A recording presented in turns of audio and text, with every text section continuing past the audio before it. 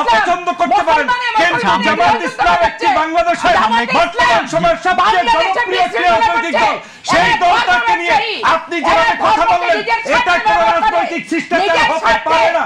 গত 16 বছর পর্যন্ত বাংলাদেশের সবচেয়ে নির্যাতিত দল ছিল জামাত ইসলাম। তাদের নেতারা ফাঁসির কাস্টে ঝুলেছে। আসলে অনেক শ্রদ্ধাস্পদ ব্যক্তি, বয়সে অনেক সিনিয়র মানুষ এবং রাজনীতিতে পোরখাওয়া একজন নেত্রী, কোনো সন্দেহ নেই। কিন্তু কিছু কথার তো আসলে জবাব দিতে হবে। যেমন আপা একটা কথা বলার চেষ্টা করলেন, আওয়ামী লীগ ভোট না করলে জামাত কি বিরোধী দল হতো? মানে আওয়ামী লীগ যদি ভোট করতো তাহলে জামাতের এই পরিস্থিতি আর থাকতো না, জামাত বিরোধী দলও হতে পারতো না।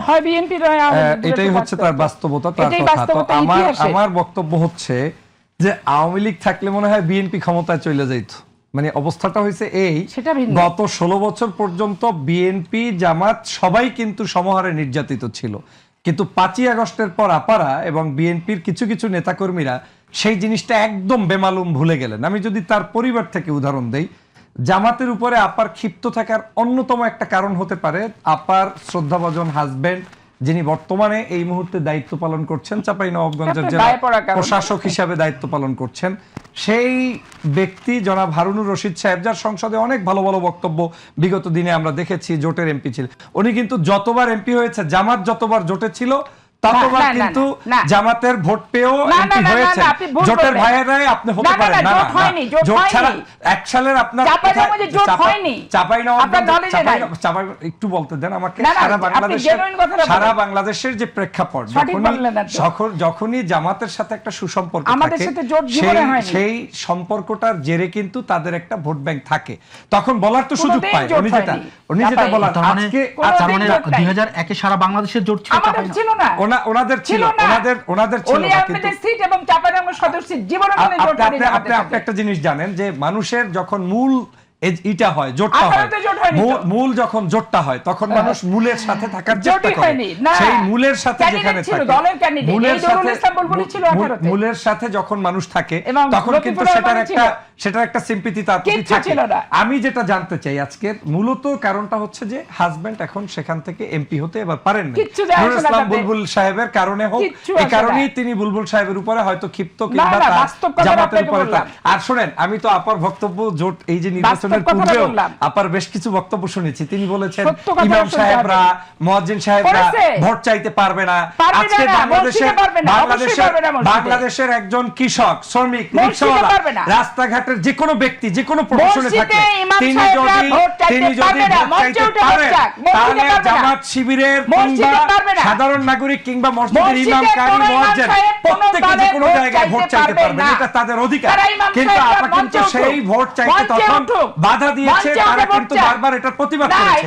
আমি কিন্তু আজকের এই জায়গাটায় আপনার নিজেরই তাকে নিয়ে পর্যন্ত আমাকে যদি একটু বলতে দেন আপা, আমাকে যদি আমাকে কেন বলতে দিবেন না? আমি তো আপনার সঙ্গে চুপ ছিলাম আপনাকে প্রয়োজনে 3 মিনিট সময় বাড়াই আমাকে বলতে দেন। মহাসত্য কথা হচ্ছে এই, মহাসত্য হচ্ছে বাংলাদেশের জন্মসূত্রে যে কোনো নাগরিক, সে যদি মসজিদের ইমাম হোক আর মন্দিরের হেড হোক, সে নির্বাচন সহ যে কোনো ইস্যুতে বক্তব্য রাখবে, প্রতিবাদ করার কোনো অধিকার রাজনীতিবিদদের নাই। কিন্তু ফুটবল সহ সমগ্র জায়গায় আমার দেশের নাগরিককে আপনি হটানো কোনো অধিকার নেই। যেটা আপনি করেছেন নির্বাচনের পূর্বে, সেটা চরমভাবে রাজনৈতিকভাবে তিনি ধৃষ্টতা দেখিয়েছেন। আমি মনে করি আপনার মতো একজন দিগ্গজ রাজনীতিবিদ, তার পক্ষে বক্তব্য দেওয়া ঠিক হয়নি, এটা ঠিক হয়নি। আপনি জামাত ইসলামকে অপছন্দ করতে পারেন, কিন্তু জামাত ইসলাম একটি বাংলাদেশের বর্তমান সময়ের সবচেয়ে জনপ্রিয় রাজনৈতিক দল। সেই দলটাকে নিয়ে আপনি যেভাবে কথা বললেন, এটা কোনো রাজনৈতিক শিষ্টাচার হতে পারে না।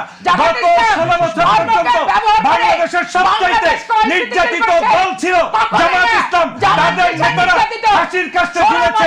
কিন্তু সেই জায়গা থেকে আমাকে কথা বলতে দেন, সেই জায়গায় আজকে জামাত ছাড়া বিএনপির অস্তিত্ব থাকতো না। জামাত ছাড়া বিএনপির অস্তিত্ব থাকতো না। জামাত ছাড়া গুপ্ত বলে লাভ কি আপা? গুপ্ত বলে কোনো লাভ নেই, গুপ্ত বলে কোনো লাভ নেই। এই জামাতের কারণে